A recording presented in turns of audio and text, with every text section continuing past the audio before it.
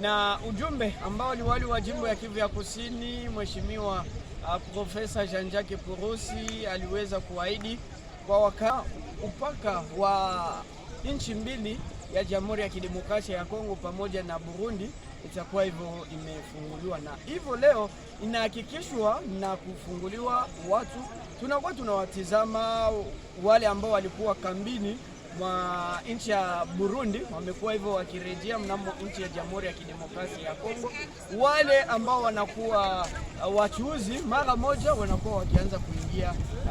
nchi zaidi, kwa sababu wakati mpaka wa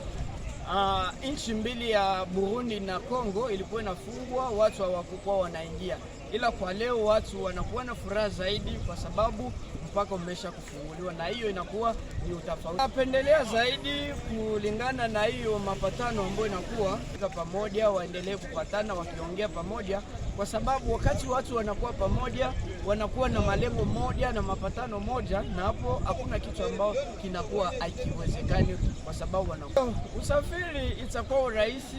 Ingalau leo imekuwa ni mwanzo, iliwahi kutangazwa na hivyo mara moja imekuwa ikianza kutendeka, usafiri itakuwa vizuri. Ndio maana tunasifia kwa wale ambao wanakuwa madereva kuweza kuchukulia wale wachuuzi ili kazi iendelee kuwa vizuri, na wakiendelea kuchukuliana. Nchi ya Jamhuri ya Kidemokrasia ya Kongo na nchi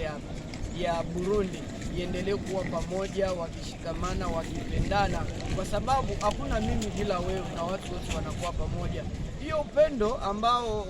nchi ya Burundi iliweza kuonesha Wakongomani ambao walikuwa wakitoka nchi ya Jamhuri ya Kidemokrasia ya Kongo wakati ya ukosefu wa usalama, iendelee kutumika hivyo kwa pamoja, na wale ambao wanakuwa ni wakaaji wa Burundi ambao wanakuwa wanatumikia